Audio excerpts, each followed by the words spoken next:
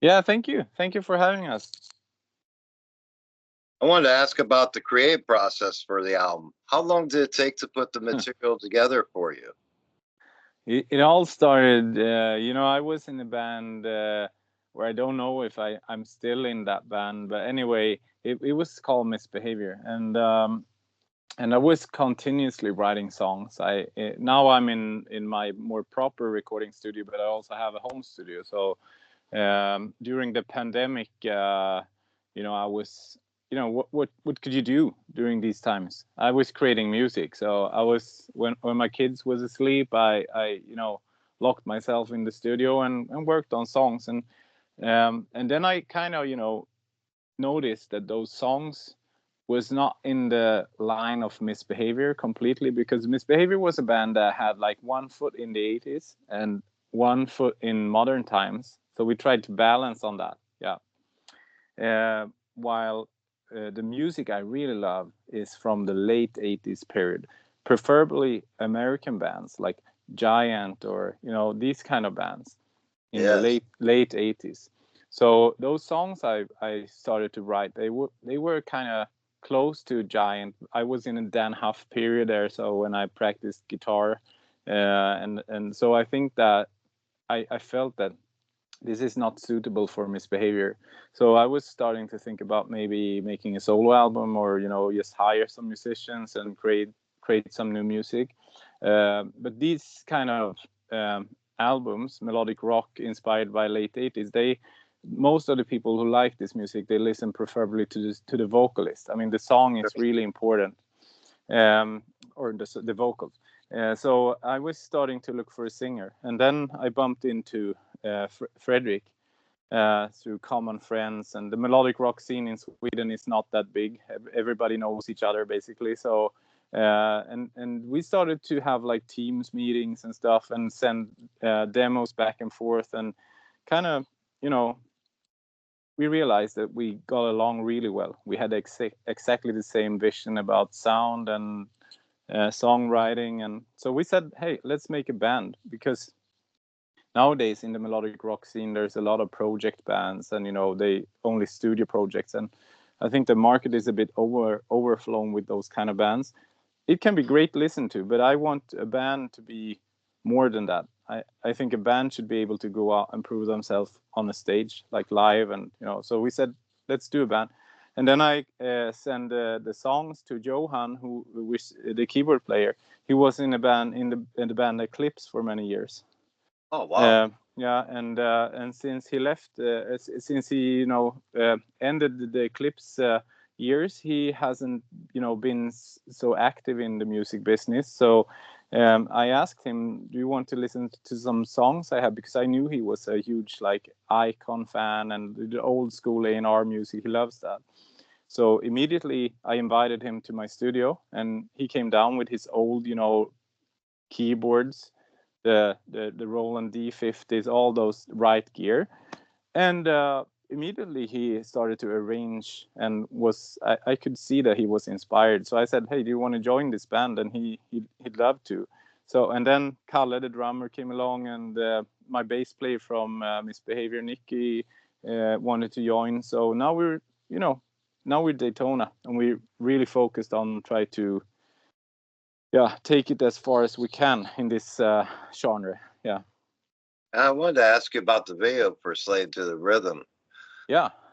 How did that go and as far as production for you? That was kind of a big project in my hometown in Norrköping. It's called in Sweden on the east coast. It's like they call it Little Manchester. It's like an old textile industrial city, and they still have those kind of old factories left, but they blown them out, and now they're not like nightclubs and restaurants and stuff.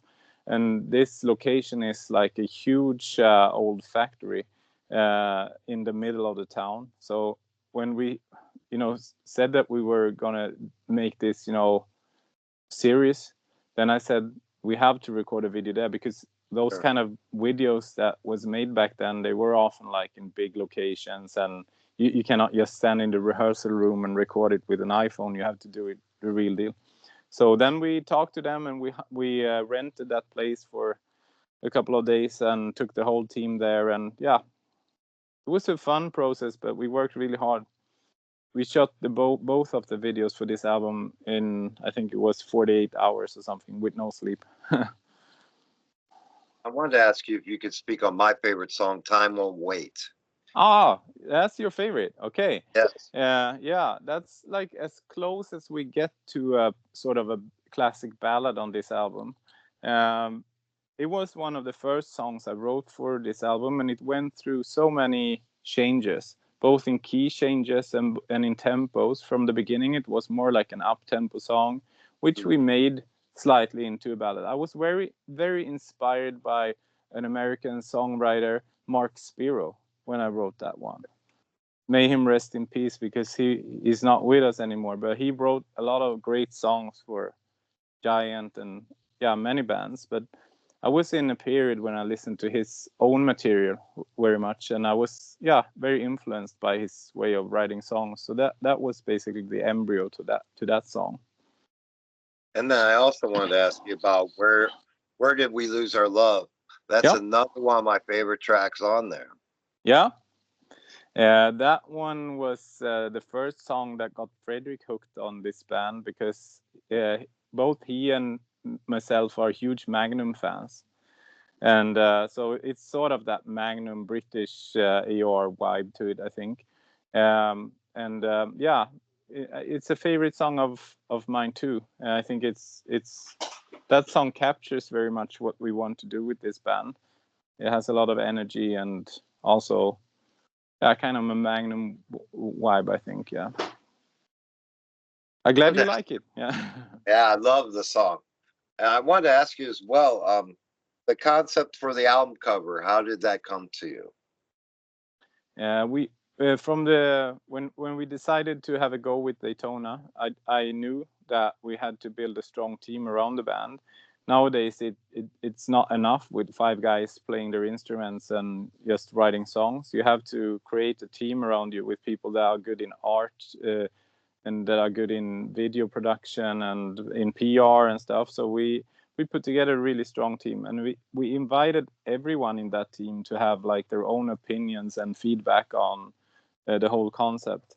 So and Peter, the art director, he's really talented guy, and but he's not used to making artworks and stuff. He works with other PR campaigns for big companies and such. But then Fredrik and I talked, and we said, we want to create something that has this sort of, the cover art for "Wish You Were Here" with Pink Floyd, the two Sure. guys shaking hands, and one of Yes. them is burning. So we said, we could pick that. So it's very much Steel with Pride. So we picked that, and then we created this guy and put him in a sort of 80s, back streets area with this blue. I think these blue tones is very 80s to me. And it was the same with the logotype. I love the logotype of the band Savatage, but I'm not a fan of their music, but I love how it looks. And then we Mhm. love the band Survivor, you know, and their logotype. If you take that one and smash it together with Savatage, you almost have Daytona. Because so we have worked a lot with stealing or inspiring by bands we love. The same with the single covers. Def Leppard, the Hysteria album, the cover when they put out the singles for that album, they basically broke the album cover down in pieces and released them as singles. And we did the same with our singles. So I think you it's stupid to try to reinvent the wheel all the time. You should be able to see what other bands that you love have done. And yeah, so that's the story behind the cover.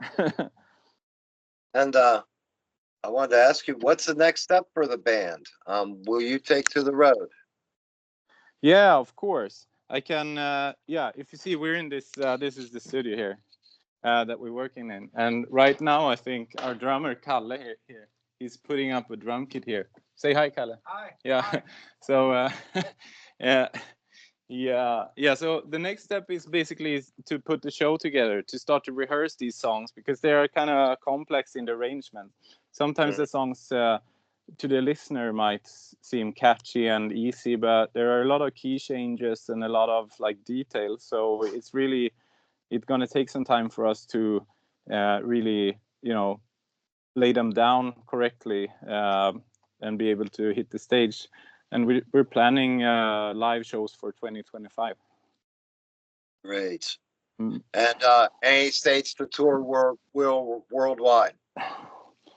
I mean, we have to build this band step by step, and the first step is that we're gonna play a festival in Sweden that is called Malmö Melodic, which is like all the good bands in this scene is coming over, like FM and Treat, and yeah, it's a great bands.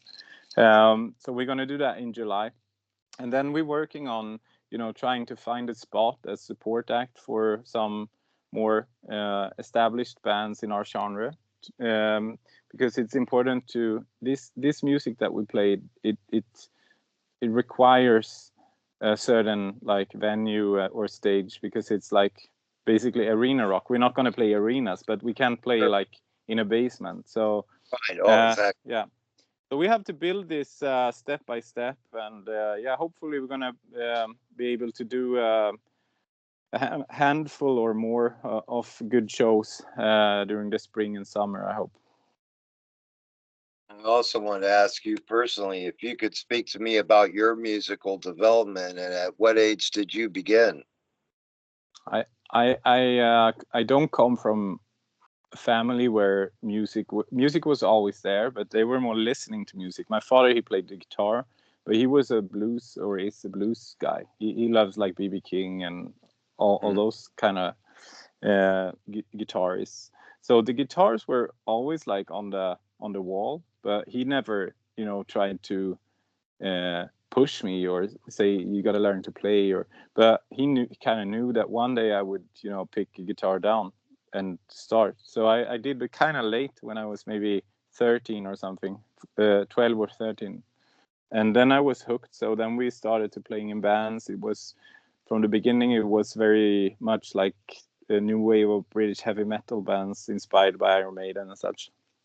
And in my late, yeah, maybe when I was 20 years old, I started to discover yeah, AOR music and more melodic rock. Started to listen to Toto and Magnum and those kind of bands. And from that day on, I was hooked on that music. So yeah, and I still don't consider myself as, I could have practiced much more. I'm a huge like Yngwie Malmsteen fan, but that's the whole concept of Yngwie that I love. But I'm never gonna be able to play like him. I have other qualities, such as putting a band together, get everybody work toward a common goal and push, and that's my main qualities. And I'm also into music production and mixing and such. But as a guitarist, yeah, I can play this kind of music fairly well, but you could not put me on a stage and with an acoustic guitar and say, Eric, play this song by Eric Clapton. I'm more like narrowed. And I wanted to ask you as well, um, with your background and everything, have you ever thought of doing a offshoot of the band? What I'm thinking of is like a Night Flight Orchestra. You have Soil Work and you have Night Flight Orchestra, and both are apples and Yeah, oranges, but they both bands are absolutely magnificent. yeah, I love Kalle. He's more into the soil work kind of stuff, and I'm a huge fan of Night Flight. I think they're brilliant. The top of the game. But yeah, but I'm more like, it's a boring answer, but I'm very focused on Daytona. I don't I have other possibilities to write songs for other people, and or just for my own. But I don't think I have more, I can say, time or energy than to try to make the best out of Daytona as it is now. We'll see what the future gives, but Yeah. my I have sort of a hyper focus on this now. And I wanted to ask you, along your musical path, what do you feel has been the best advice that's been given to you along the way? I have two things. There's a guy that helped us when we were young, when we were maybe like 12, 13, and rehearsed all the time. We rehearsed like really loud, and we thought that we were really, good, but we probably weren't. And he always bumped into the rehearsal room, and then he, shut down the distortion box, and he told us like, guys, lower the volume, learn to play note by note, and then you can raise the volume. And back then I was like laughing at him, and but nowadays that was a really good advice, to because what we do nowadays is basically more to put the song first and to be able to have the dynamics into the song, which means that sometimes you have to push back a little bit and play like some more. You understand what I mean? it's Sure, it's yeah, not absolutely. it's not like the wall of sound that we try to create here. So Sure. that was one advice that I really took, that I take seriously now. It was really good. And also, when we started this band or was about to launch this album, then I had the opportunity to have like a team meeting with Tobbe, the singer in Nestor, and he helped me with some really good advices when it comes to this, team effort, like how you put this team around the band, because it's very big difference from just hiring somebody to create an artwork or shoot a video, and the opposite is to invite them to be a part of the concept, and that going to result in people that is going to call me and say, hey Eric, I have an idea, should we do it like this? And that's worth enormously, because if you're alone in this, then you don't manage to do it yourself. So that is the two main advices. And of course, be ready to work your ass off for very little money. Right. Yeah. And getting back to your first point, I think that's holds very true with this album, because I think any of these songs on this album would sound amazing stripped down acoustically as well. Yeah, I mean, a good song is a good song. That's my kind of Yes, my motto. So if it's a good song, it should work with just an acoustic guitar or a piano, uh, or in any other arrangement. So yeah, definitely. It's, I mean, in other genres, it's like more maybe based on a great riff or some sort of energy, and but in our genre, it's like very song orientated, I think. Yeah. sure. And So it's true. making an atmosphere. Yeah, exactly. Yeah. And I wanted to ask you as well, what is the best way to get a physical copy of the album and any merchandise that you have? We're launching a web shop like any day now, with the first line of merchandise. We start off simple with some t-shirts and maybe baseball shirts, and of course we have the limited edition LP out now, which is limited to, I think it's 350 copies, and this is numbered LPs, and the CD is out as well, with some special pressing in Japan, but otherwise it's the same, I think. It's distributed and with Escape Music, a British record label. So I don't know how is the record market in America. Is there CD stores, or do you stream music the most, or how you do it? Mostly, they're streaming and buying the CDs. Okay, so you still buy CDs then? Yeah, Oh, absolutely, yeah. yeah, And because I'm back into albums again. You know, yeah, after all these years, it's finally come full swing, and I just love the quality of an album over any mhm. format. Yeah. I mean, that's why we even have the album format. That's why you have 10 songs and 23 minutes per side. That's because that was you were able to do with a with a vinyl. Sure, So yeah, I agree with you. I still buy albums as well, but mostly people stream the songs, I guess. Yeah, but I don't know exactly how the distribution is in America, but I think it should be available for you guys. great. Definitely. And lastly, I wanted to ask you if you could give a message for your fans. What would you like to say to your fans?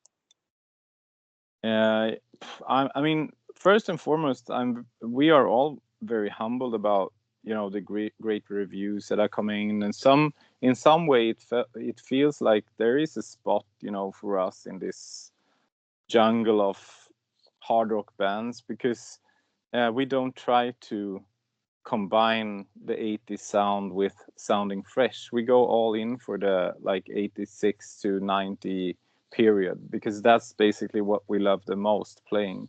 And I think that somehow it feels like there's a lot of people that connect to that, not only by nostalgic reasons, but because it's well produced and I guess they like the song. So that's really cool. And what I'm also glad to see is that our our video for the Slave to the Rhythm is going really well. I think it's almost 100,000 now. And Yes, one thing that is great by today's music industry is that it's transparent, so you can get all the data, and I can see where it works and where it don't works. And actually, in America, we got a lot of streams and views from that video, so it seems to be working well in America, and that's makes me happy because that's where those bands that gave us most inspiration are coming from. So I hope there's a scene there, on the rise for this kind of music. So absolutely. We have in the States, we have quite a few stations that are just exclusively 80s. yeah, that's great. But again, America is a huge country, so I guess it depends on where you are, or Sure. but I really have like one goal we have is to go and play in Japan, and one clear goal is to do a couple of shows in America. That would be awesome. I've never done any shows. We mostly toured in Europe with Misbehavior, so I would love to come to the States. We would love to have you, my friend. And I want to take a moment to thank you personally for creating an Yeah, album that I enjoyed from top to bottom, my yeah, friend. that warms my heart. Thank you so much. And I want to thank you for taking your time too, because a band like Daytona, sure, we have a history in other bands and we've done things before, but we have to be realistic about the fact that Daytona is a completely debut band. And then it feels amazing to have people, like you that pick us up and, have a chat. That warms my heart. So, yeah. Well, thank you, my friend. And I hope this is the first chat of May, my friend, because I Yeah, feel of you have a course. great future ahead of you, my friend. Keep it up with your great podcast. And yeah, I will definitely push it. And thank you so much for having me. It was Thank you. a My pleasure. pleasure was mine. You have a great rest of your day, my friend. Yeah, you too, Bob. Take care. All right. Cheers. Bye. Bye. Cheers.